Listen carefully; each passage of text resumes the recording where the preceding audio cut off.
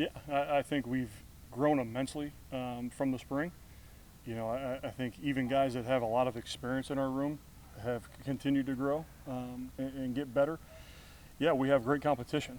You know, I think that that was something maybe lacking in the past. You know, we got guys battling right now, and you know, you got guys like Xavier Hill that are battling and playing really good football right now. Marcus Henderson, another guy that came in and is doing a really nice job, and then that group of guys that maybe don't necessarily have the experience right now, but played a lot of football for us in the spring.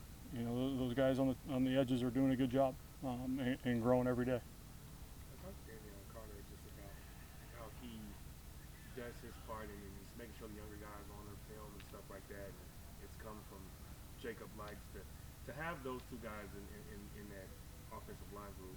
How much easier does that make your job knowing you've got some player coaches in that room? Yeah, it definitely helps. I think Jacob Likes, I said this in the spring, he's one of the smartest football players, offensive linemen that I've been around. And Davion Carter, you'd say, is right there with him. You know, those two watch more film than anybody.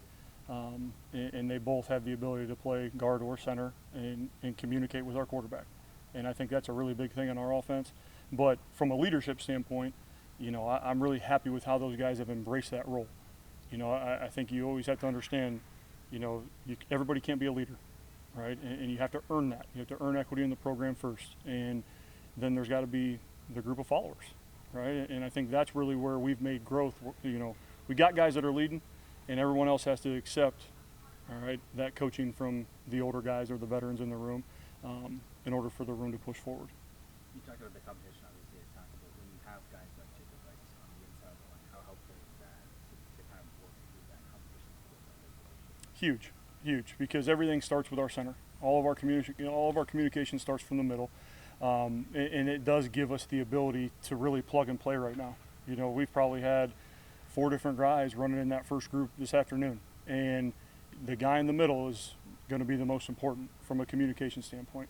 And you know, they've done a nice job of competing. You know, I think that's one thing that I'm impressed about right now is that, you know, guys haven't been getting in their feelings or upset, right? They've been embracing it and challenging each other, and it's bringing the best out of each other. When you look at those competitions, I mean, what is it that guys can do to stand out above the other, especially people coming in who are new, who don't have that much experience? I mean, what is it that you're kind of looking for? Yeah, well, and really what we're building right now, obviously moving guys around, but you're really starting to see this group play with confidence. And that was a big thing leaving the spring. That was like, okay, we need to get these guys, okay, to a point where they're out there flying around, playing fast, playing physical, and playing confident. And, you know, I think when you have a little bit of competition, you know, their understanding is the most important, right? And I tell these guys the first day of fall camp, all right, the guys that are going to play are the guys that are trusted in our program, right? And so what we need is consistency, all right? What we need is no mental errors, no lack of efforts, all right? We need, and that's what competition breeds, you know, because when you see the next guy doing it, well, you know, in order to top that, you're going to have to go and be above and beyond. But the one thing that is a non-negotiable is that we trust the 5 that are on the field.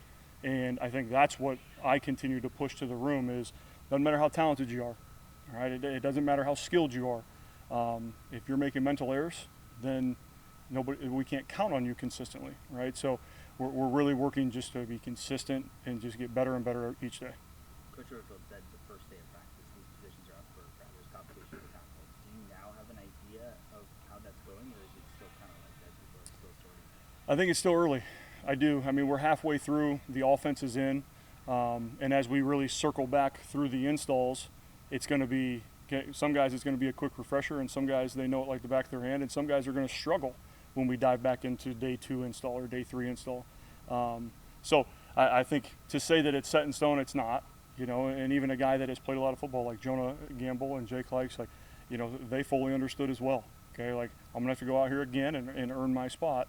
But I think all in all, competition is what we needed and competition is what we got. And that's really important for our room and the growth. How do you evaluate, like a guy who's been in the program, you know, for 2 or 3 years? They may catch on to the concepts quicker than a first-year transfer because they kind of know them from previous or whatever. Mm-hmm. How do you kind of evaluate, because the progressions are going to be different when you're trying to figure out a position now or so on? Yeah, well, I think at any rate, repetition is huge. especially at this position, right? And you know, you're building muscle memory. What we do is completely unique and different fundamentally than most positions. And you know, so you have to pour those guys reps.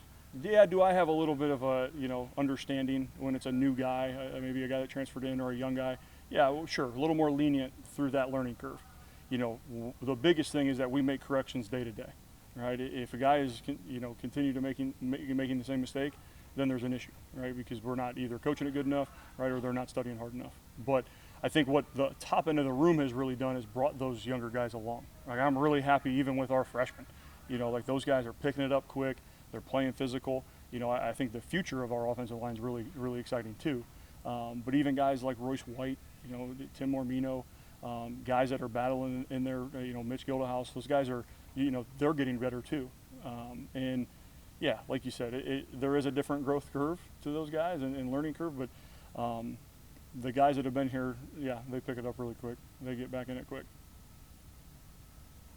All right, appreciate it, guys.